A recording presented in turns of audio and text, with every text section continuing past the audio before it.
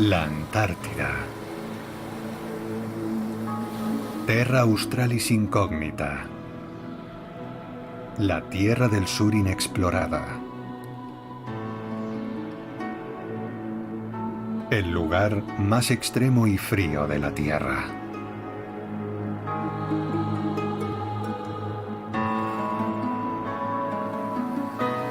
El único continente que no ha sido colonizado por los humanos.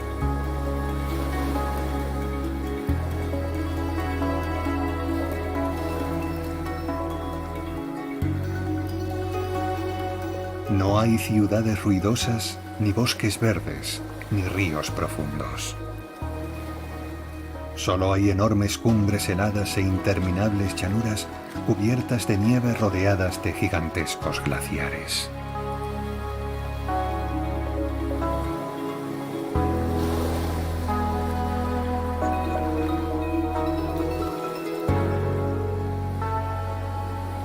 Aquí mandan el frío polar y los vientos huracanados.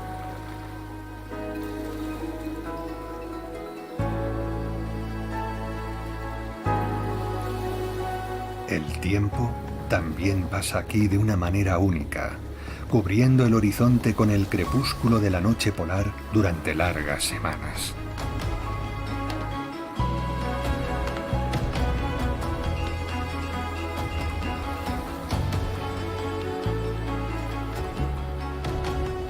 Una capa de hielo de cientos de metros de espesor protege el suelo exánime de la luz del sol.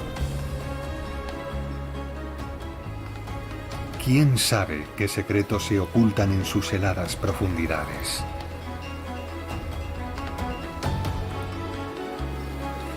¿Hay quizás grandes yacimientos minerales escondidos aquí? ¿O los secretos del origen de las primeras civilizaciones?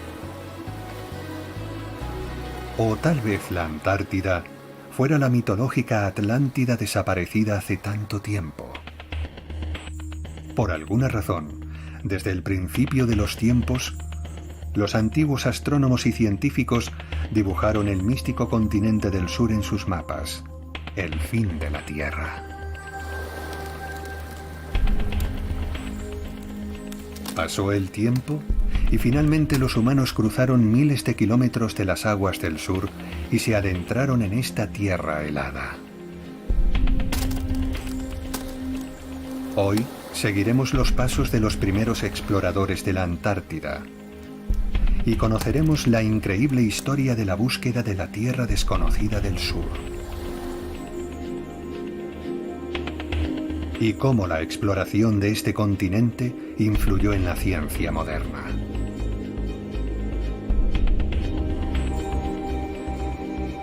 Intentaremos responder a la pregunta de si la Antártida es el nuevo Edén o la nueva amenaza global para toda la humanidad.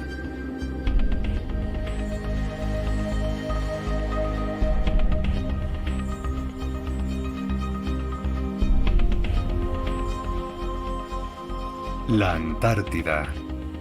El viaje al fin de la Tierra.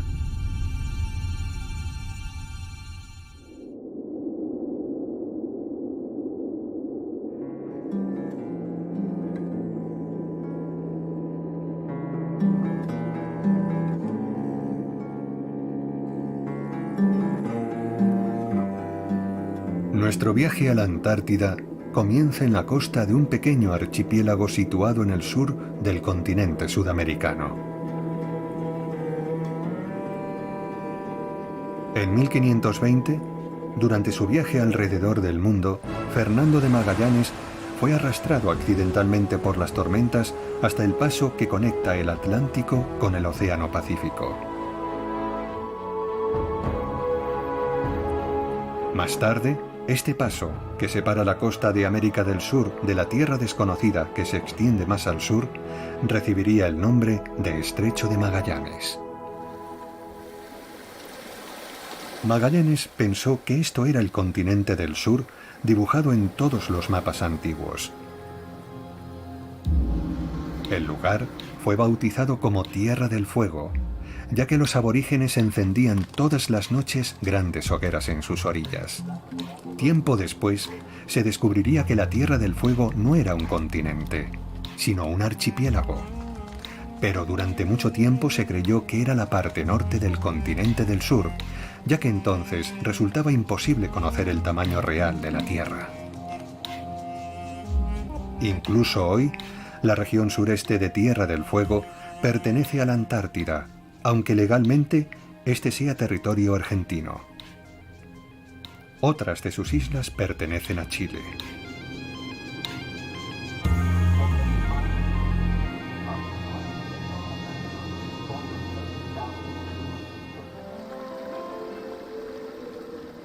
Parecida a la Patagonia, la región más meridional de Sudamérica, la Tierra del Fuego está formada por llanuras flanqueadas al oeste y al sur por la cordillera de los Andes.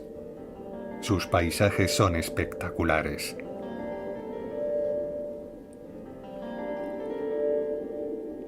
Este es el Parque Nacional de Tierra del Fuego, en la parte argentina del archipiélago. Es el parque nacional más austral de nuestro planeta.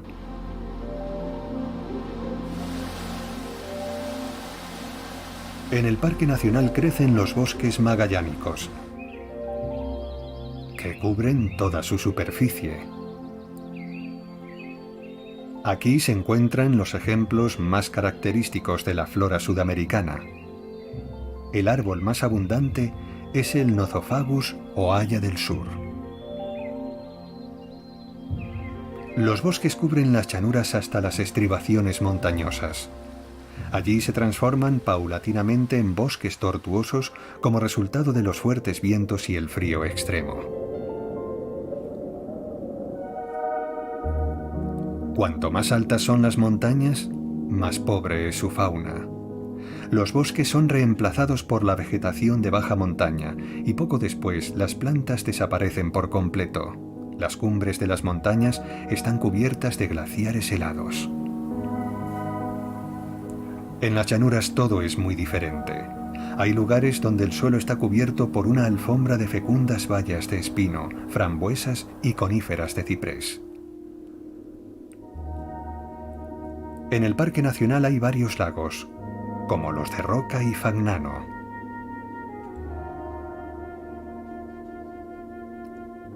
Casi toda la fauna de Tierra del Fuego vive cerca de estos lagos. El animal más común en el sur del continente es el guanaco, un mamífero de la familia de la llama y de los camélidos. Pero estos animales están desapareciendo rápidamente. Los guanacos son cazados por su valiosa piel, lana y carne.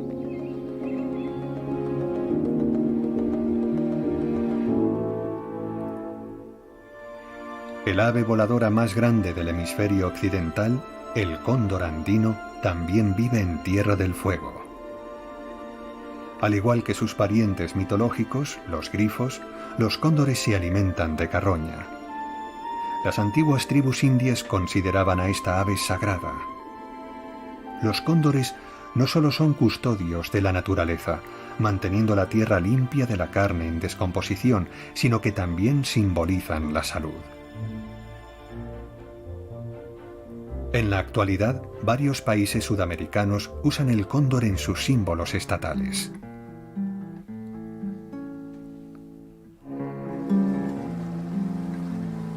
En el extremo sur, el Parque Nacional de Tierra del Fuego limita con el mar y el estrecho de Beagle.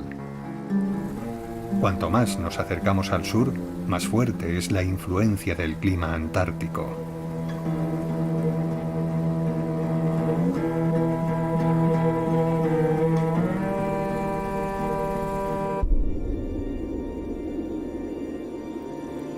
Aquí nos encontramos con la primera ave del continente sur, el pingüino rey.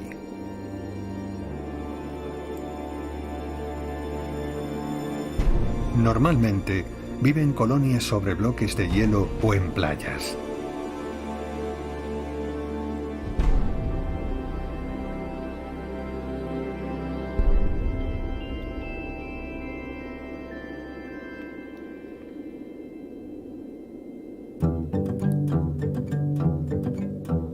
Cuanto más avanzamos hacia el sur, más frecuentes son los glaciares.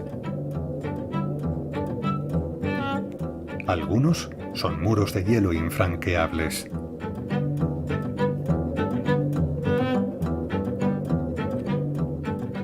Advierten a los viajeros de que cuanto más lejos se aventuren, antes llegarán a la tierra del frío extremo.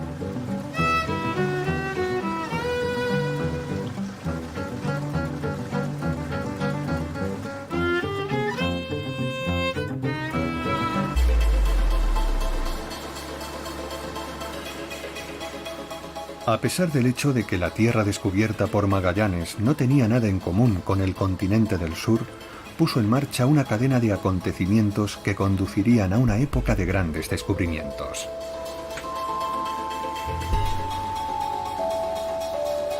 Gracias a la Tierra del Fuego, la siguiente generación de exploradores pudo acercarse aún más al descubrimiento de la Antártida.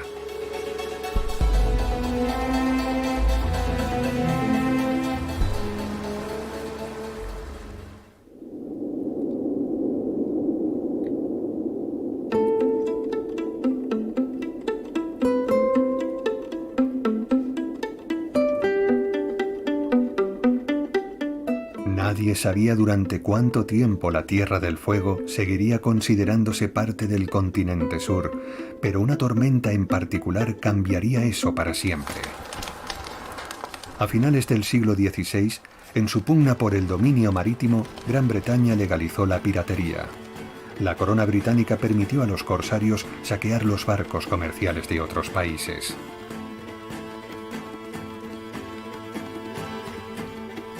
En una de sus temerarias incursiones cerca del estrecho de Magallanes, Sir Francis Drake, un famoso bucanero, se vio sorprendido por una fuerte tormenta que arrastró su barco hacia el sur. Allí Drake descubrió que la Tierra del Fuego no era un continente, sino un archipiélago formado por numerosas islas. Ese descubrimiento animó al navegante holandés Willem Schouten a rodear la Tierra del Fuego desde el sur. Schouten quería estudiar la ruta del Pacífico a través del Océano Atlántico por el estrecho de Magallanes para evitar las aduanas de las Indias Orientales. Como resultado, se demostró que el mito de que la Tierra del Fuego formaba parte del norte del continente inexplorado era falso. El estrecho del sur llevaría el nombre de Drake y su punto más meridional recibiría el nombre de Cabo de Hornos, como la ciudad natal de Schouten. Las noticias sobre una nueva ruta para evitar las restricciones de la Compañía Neerlandesa de las Indias Orientales se extendieron rápidamente por todo el mundo y animaron a cientos de navegantes de todo el globo a organizar nuevas expediciones. Pero todos ignoraban el terrible destino que les aguardaba a causa de su codicia.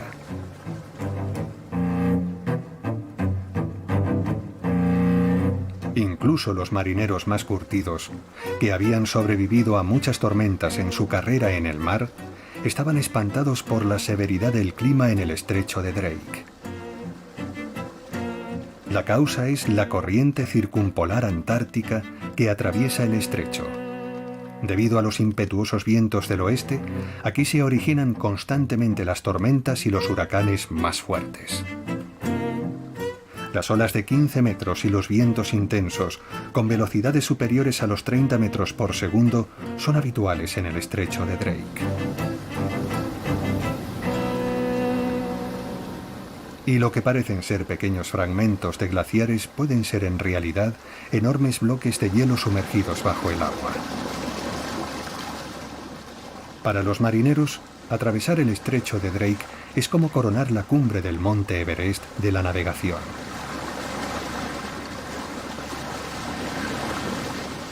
Y la famosa frase rodear al Cabo de Hornos tiene un significado muy especial. Cuanto más cerca de la costa pasaban los barcos durante las tormentas, menos posibilidades tenían. Esas frágiles embarcaciones eran zarandeadas por el mar como si fueran pequeñas cajas de fósforos y se estrellaban contra los acantilados de piedra de las islas próximas al Cabo de Hornos. Su única posibilidad para sobrevivir era navegar lo más lejos posible de la costa para atravesar las violentas tormentas. Por entonces, los barcos estaban siempre a merced de los vientos y no podían zafarse de las fuertes corrientes, por lo que quedaban atrapados por ese clima extremo sin apenas posibilidad de escapar. Estas aguas se convirtieron en el cementerio de más de 1000 barcos. Según las estadísticas oficiales, más de 10.000 hombres murieron aquí.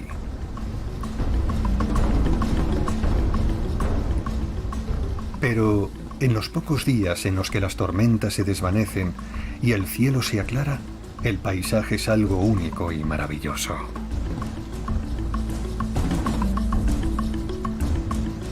Su belleza es especial. Es al mismo tiempo amenazadora y dramática, pero también amable y fascinante.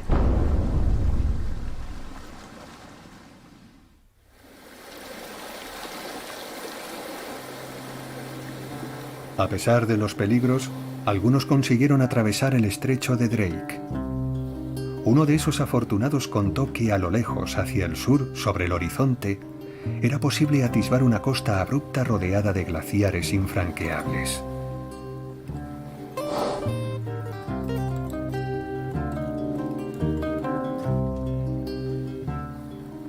Gracias al descubrimiento de este estrecho, los navegantes pudieron adentrarse aún más en las profundidades de las aguas del sur. La gran mayoría solo encontraría aguas heladas y glaciares impenetrables, pero en ocasiones llegaron a tierras inexploradas. Prácticamente todos los exploradores que llegaron a una isla o archipiélago desconocidos del sur creyeron que habían hecho el gran descubrimiento.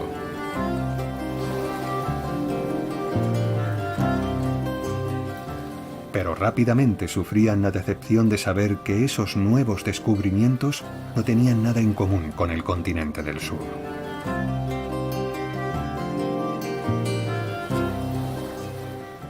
Muchas islas y archipiélagos situados al sur del Cabo de Hornos y del Cabo de Buena Esperanza fueron considerados erróneamente la Antártida.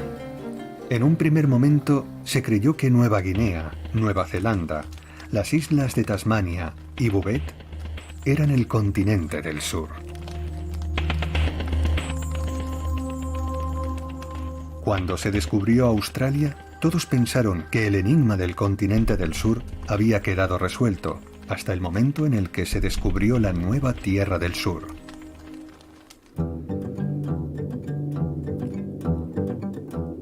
Aunque la búsqueda del continente nunca se detuvo y constantemente se descubrían nuevas islas, hubo algunos avistamientos de la costa del sur cubierta de glaciares.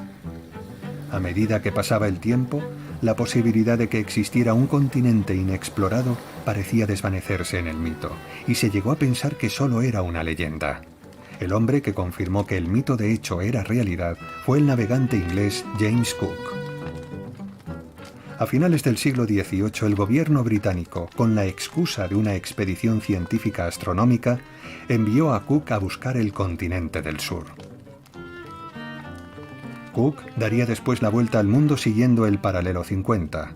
Sus naves cruzaron el círculo polar, pero no encontraron nada aparte de islas distantes y le resultó imposible acercarse más debido al escudo antártico.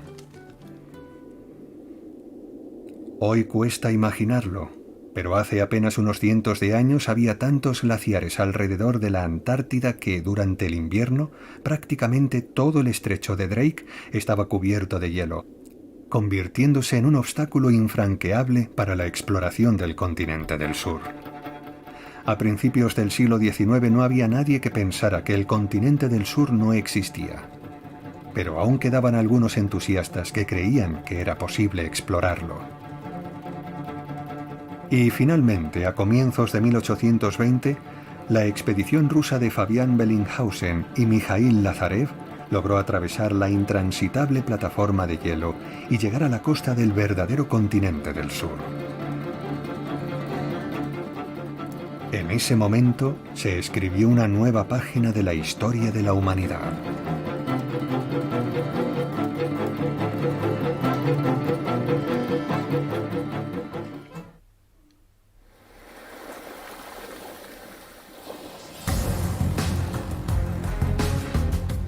Muchos hombres habían buscado el continente del sur durante varios siglos. Muchos exploradores y navegantes pensaron que esta tierra legendaria se convertiría en fuente de sus riquezas, su dorado de metales y piedras preciosas.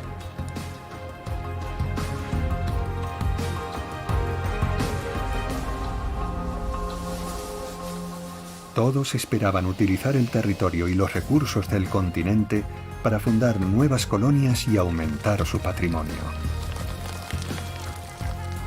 Pero cuando los primeros exploradores llegaron a esta tierra, todas las ilusiones y esperanzas de un nuevo mundo se desvanecieron por completo debido al espeso e impenetrable hielo que cubría la tierra helada.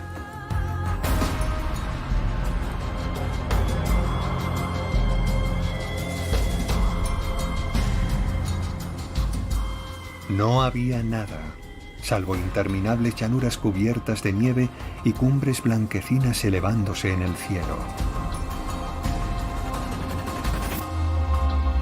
El continente descubierto recibió el nombre de la Antártida, que significa la zona polar sur del globo. El continente del sur. Más de 14 millones de metros cuadrados de tierras heladas, extremas y sin vida, situado justo en el centro del círculo polar. Una décima parte de la Antártida está cubierta por una corona o escudo de hielo. Esa capa cubre prácticamente toda la superficie del continente y rodea su costa con enormes plataformas de hielos flotantes que se adentran muchos kilómetros en las profundidades del océano circundante.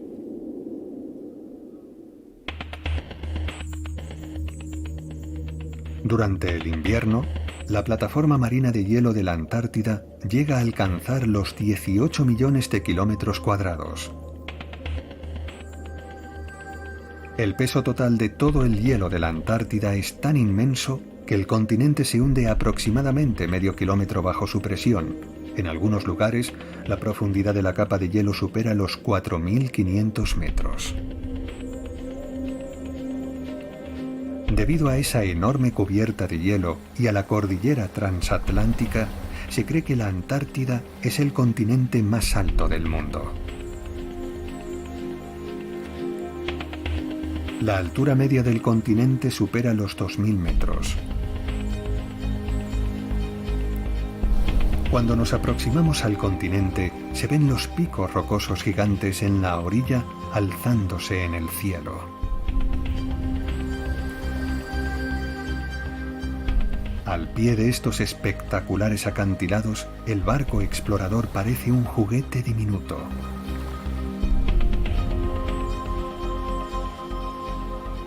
En algunos lugares, principalmente en el oeste, el escudo de hielo no llega a cubrir todo el suelo y se ven espacios abiertos. Son los llamados valles secos.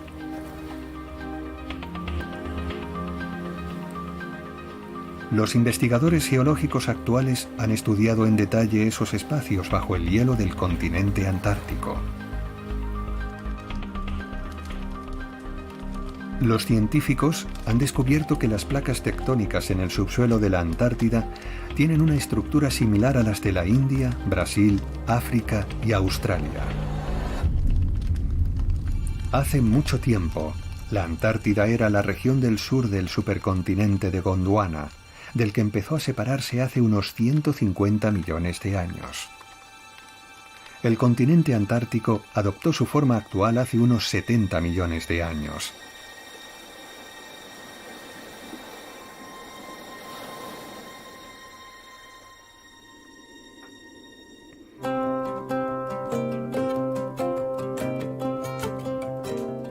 De acuerdo a los restos fósiles, los científicos creen que en algún momento en esta tierra vivieron reptiles amantes del calor y que aquí crecían frondosos helechos, pero ahora el clima antártico es demasiado extremo.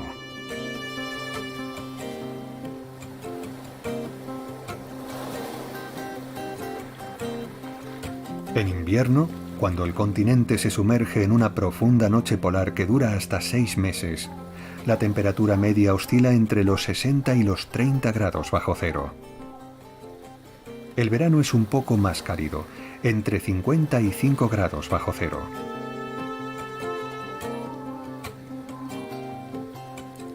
Otras de las características singulares de las condiciones climáticas extremas de la Antártida son sus vientos fuertes y gélidos que descienden desde las montañas arrastrando consigo enormes masas de hielo en polvo. Es muy difícil adaptarse a estas condiciones. Esa es la razón por lo que solo es posible encontrar la flora y la fauna de la Antártida en sus costas. Los animales terrestres están representados por el pingüino emperador antártico y el pingüino Adelia. Viven en grandes grupos, principalmente cerca de la costa o en las islas.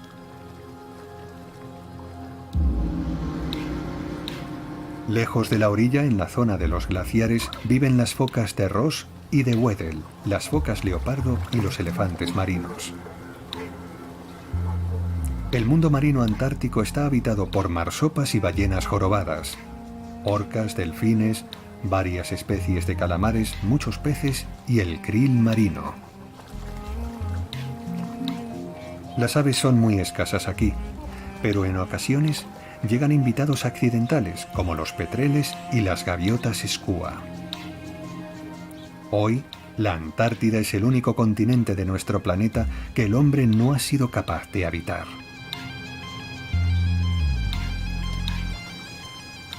Sus condiciones climáticas extremas no permiten albergar ninguna esperanza de sobrevivir en el continente sin ayuda del exterior.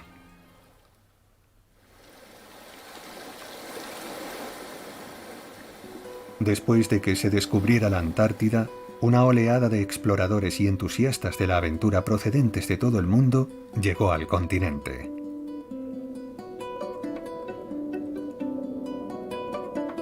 Pero casi todos sus intentos por habitar la Tierra del Sur terminaron en desastre. Muchos investigadores murieron en terribles condiciones.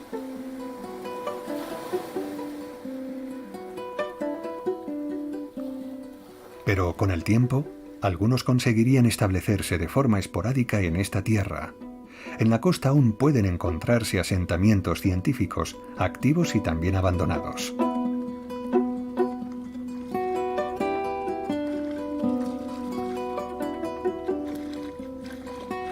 Hoy no resulta extraño encontrar gente en la Antártida. Incluso para los lugareños, el hombre se ha convertido en algo habitual.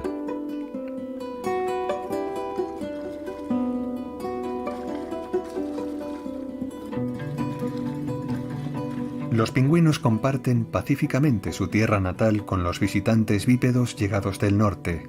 Estas aves aborígenes del mundo del hielo eterno no temen a los humanos y viven felices muy cerca de las estaciones de investigación. Los humanos y las aves viven aquí en absoluta paz y armonía. Esta idílica proximidad del hombre y de la naturaleza crea la impresión de que aquí, en los límites de la Tierra, entre las nieves eternas, los glaciares y los hielos perennes, existe un lugar único en nuestro planeta en el que reina una paz y una armonía total. Pero desgraciadamente no es verdad. Está en nuestra naturaleza. Allá donde llega el hombre, la Tierra y sus habitantes pagan un precio muy elevado.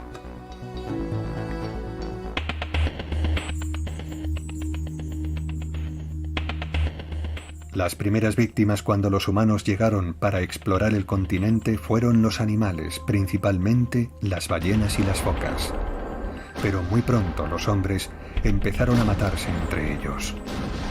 Es como si la humanidad estuviera siempre enzarzada en guerras y destruyéndose entre sí por la conquista de nuevos territorios. El deseo de expandir sus fronteras y de apoderarse de nuevos recursos convirtió a la Antártida en un peón para muchos países. No podían abandonar esa tierra, aunque apenas tuviera ningún valor para ser habitada por el hombre. Tuvieron que pasar más de 80 años desde el momento en que se descubrió el continente para que el hombre comprendiera lo valiosa que era esta tierra fría e inerte. Pero esa toma de conciencia pronto daría lugar a diferentes reivindicaciones territoriales. Gran Bretaña fue el primer país que anunció al mundo entero su reclamación territorial sobre el continente. En 1908 el Reino Unido se apoderó de varias islas del archipiélago de las Orcadas, Sandwich y Shetland, declarándolas propiedad del gobernador de las Islas Malvinas, que formaba parte del Imperio Británico.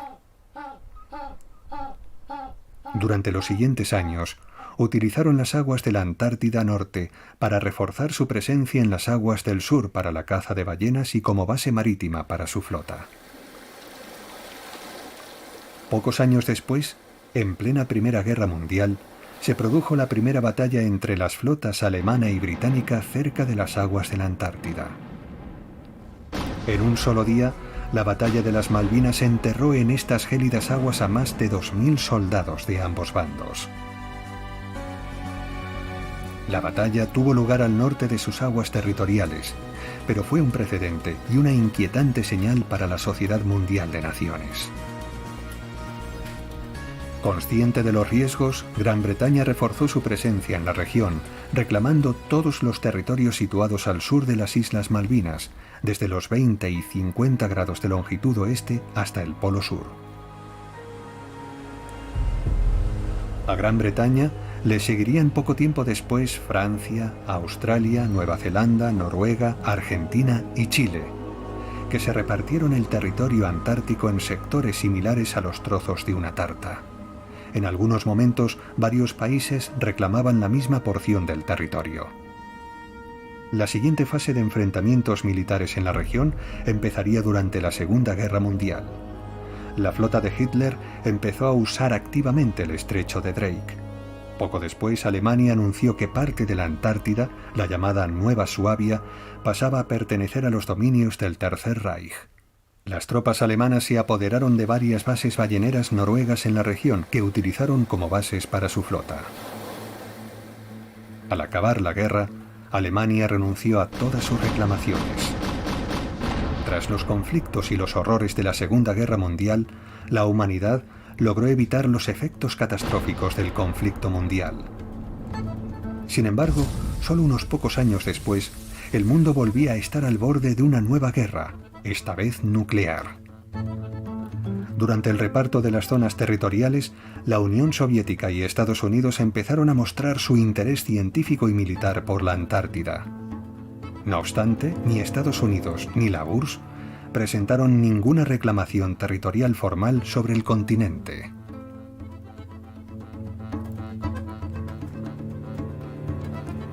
La comunidad mundial decidió que la única solución posible civilizada era que la Antártida siguiera siendo un territorio neutral. En 1961 entró en vigor el Tratado Internacional sobre la Antártida, en el que se definía el estatus del continente y se prohibía utilizarlo con fines militares y políticos. Se había resuelto el principal problema.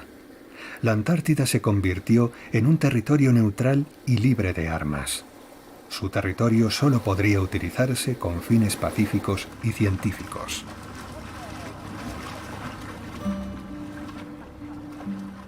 Hoy, más de 60 países exploran la Antártida y llevan a cabo estudios científicos durante todo el año. La información que obtienen nos ayudan a formarnos una imagen más precisa del mundo, y algunos de esos resultados podrían ser de vital importancia para el hombre. Estas estaciones producen cada año cientos de informes sísmicos, meteorológicos y geológicos que ayudan a conocer mejor muchos fenómenos naturales y a predecir algunas catástrofes globales. La mayoría de las estaciones están situadas en la costa, pero también hay algunas en el interior del continente. En una de ellas, se registró la temperatura más baja en la Tierra desde que hay registros históricos. La temperatura cayó por debajo de los 89 grados bajo cero. Incluso en el centro del Polo Sur hay estaciones de investigación. La expedición de Noruega llegó al punto más meridional del planeta en 1911. En el verano, la costa de la Antártida se convierte en un lugar atractivo para los turistas. A menudo se ven yates y barcos en sus aguas costeras. Hoy viven aquí cerca de 5.000 personas durante el verano y 1 millar durante el invierno. Casi todas ellas trabajan en docenas de estaciones de investigación científica de todo el mundo. Todas las estaciones reciben suministros del exterior, por mar o por aire. En el continente hay varios puertos y aeropuertos para abastecer a las estaciones de investigación. Una de esas instalaciones de vital importancia es el puerto de Lockroy. Antaño fue una base militar británica de gran importancia estratégica. Hoy es un puerto normal y corriente, que se usa para abastecer a las estaciones científicas de alimentos y materiales. En el interior del puerto hay una pequeña estación meteorológica y un museo de la Antártida que cuenta la historia del continente y la forma en que vivieron los primeros exploradores y científicos que trabajaron en el territorio antártico. Pero el principal punto de interés del puerto de Lockroy es su oficina de correos. Esta oficina presta servicio a varios sectores controlados por diferentes países. Esos sectores ya existían antes del Tratado Antártico como resultado de las primeras reclamaciones sobre el continente. Mensualmente llegan al continente miles de cartas y paquetes desde diferentes rincones del mundo. La Antártida tiene incluso su propio dominio de Internet y su propio prefijo telefónico. Esos son algunos de los pocos atributos del mundo moderno en este continente. Pero considerando las tendencias mundiales actuales, las 10 estaciones polares y su dominio de Internet no serán las únicas señales de la presencia humana en la Antártida.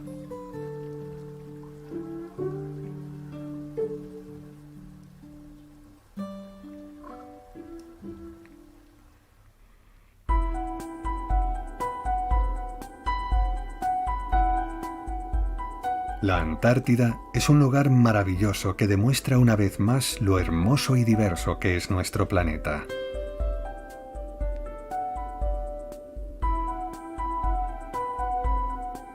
La Antártida nos permite comprender mejor la belleza y el poder de la naturaleza.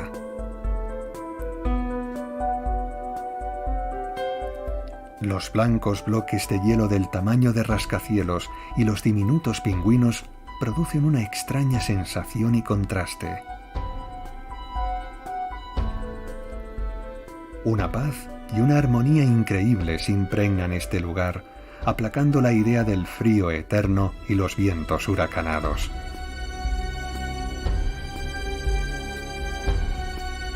Visitar este continente es un regalo.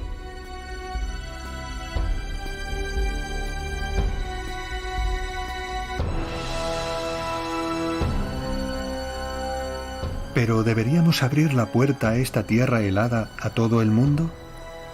Después de todo, sabemos muy bien lo que le pasaría a este continente singular si se llenara de gente.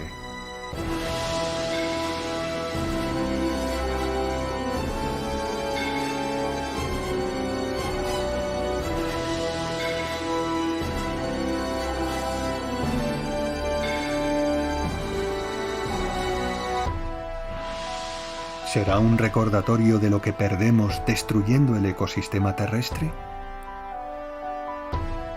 ¿Nos ayudará a concienciarnos sobre la belleza de nuestro mundo y a que las personas sean más responsables? ¿O perderá la Antártida su encanto original mientras se llena de multitud de turistas? ¿Conservará la humanidad la inmaculada belleza de la frontera de hielo o la destruirá a cambio de beneficios?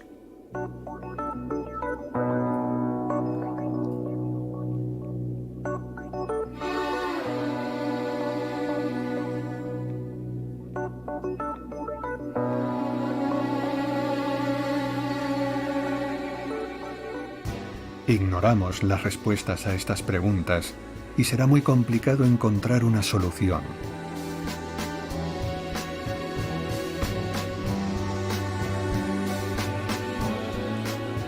Probablemente todos nosotros tendremos que decidir si queremos vivir en lugares en los que las frondosas copas de los árboles dejaron paso a las pantallas de colores y al asfalto gris. O tal vez solo tengamos que cambiar un poco nuestra actitud ante el mundo y cuidar de la naturaleza que ha cuidado de nosotros durante decenas de miles de años.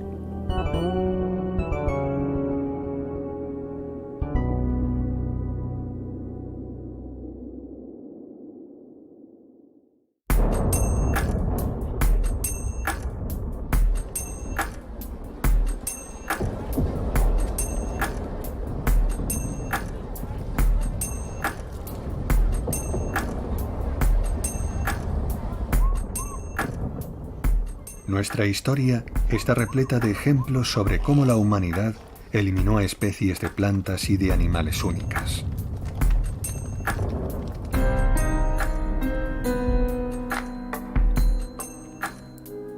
Después de todo, la humanidad ni siquiera podía imaginar que los recursos naturales no eran infinitos.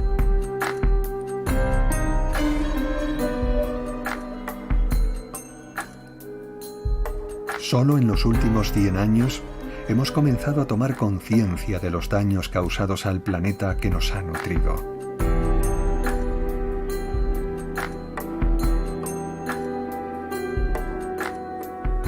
Pero, por desgracia, no todo el mundo parece comprender que no podemos vivir sin la naturaleza.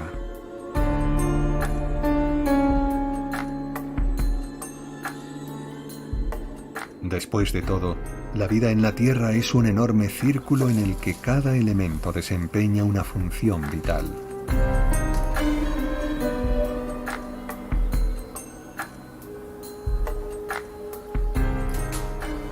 No habrá árboles sin insectos, ni animales sin árboles. Y es poco probable que haya vida en la Tierra sin el hielo de la Antártida.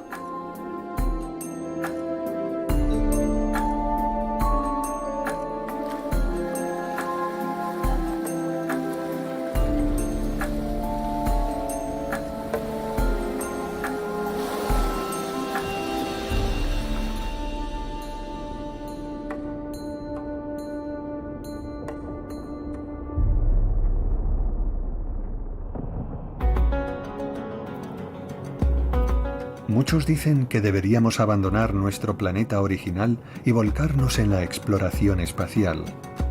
Pero ¿podrá la humanidad encontrar la felicidad en otros planetas si fracasa en mantener el orden incluso en su propia casa?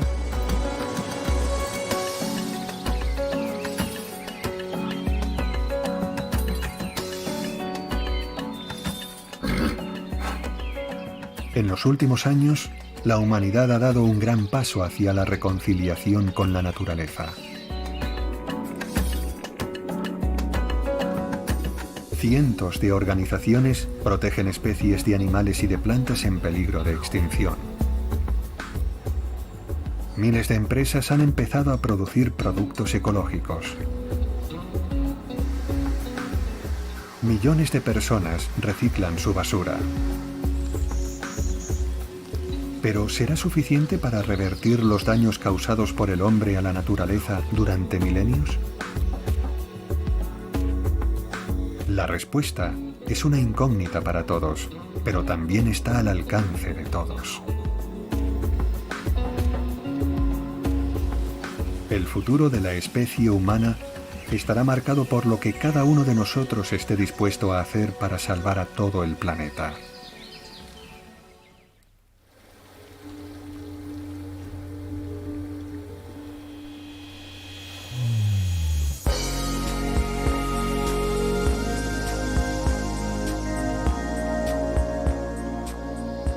Tras muchos años de investigaciones, los científicos solo han podido estudiar una pequeña parte del continente. Pero los pocos hechos que conocemos hoy nos permiten pensar que en un futuro próximo, el destino de toda la humanidad dependerá de la Antártida.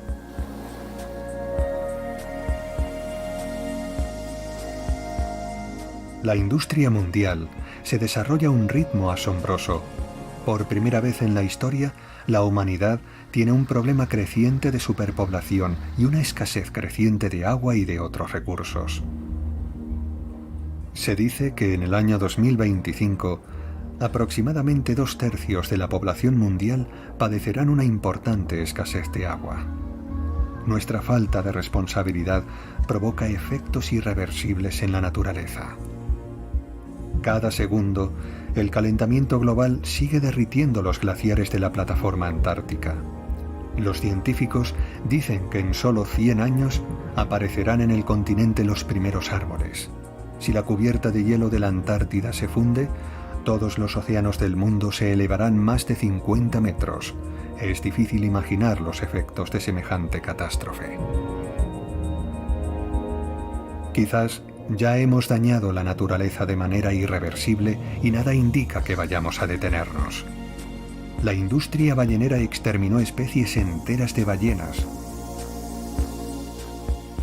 Los glaciares se derriten, alterando la migración del krill, el elemento fundamental en la cadena trófica del continente.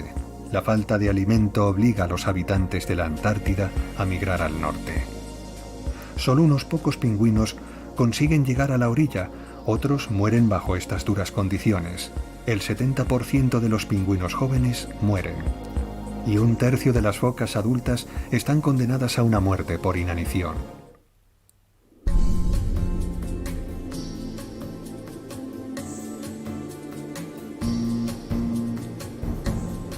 Recientemente, los científicos han descubierto que la Antártida es rica en recursos naturales.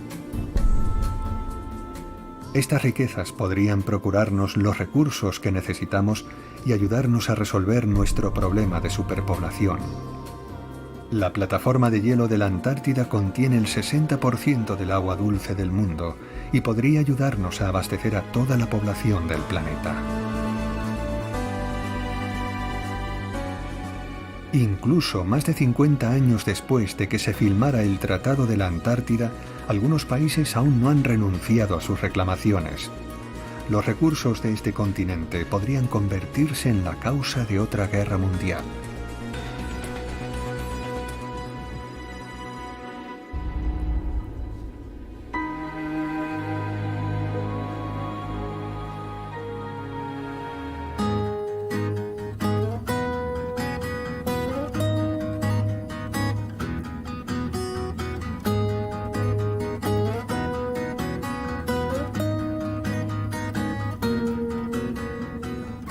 Vivimos en un tiempo extraño y lleno de paradojas. Hablamos mucho sobre inteligencia artificial, pero al mismo tiempo carecemos de la sabiduría suficiente para ponernos de acuerdo en nombre del bien común. Nuestras tecnologías están diseñadas para procurarnos más comodidades y una vida más fácil, pero el resultado es que destruyen nuestro planeta y llevan la muerte a sus habitantes naturales. Decimos que los humanos son el nivel más alto de la evolución, pero sin embargo, los resultados de nuestras acciones ayudan a destruir, no a crear. Tal vez, si nos fijáramos atentamente en la naturaleza y a los animales, que literalmente condenamos a muerte con muchas de nuestras acciones, veríamos que la verdadera sabiduría no está en el progreso tecnológico, sino en la capacidad de vivir en armonía con la naturaleza. Si no tomamos conciencia de esto ahora y si no actuamos rápidamente, la casa de nuestros nietos nunca será tan bella como lo es hoy. Y no tenemos otro lugar al que llamar hogar.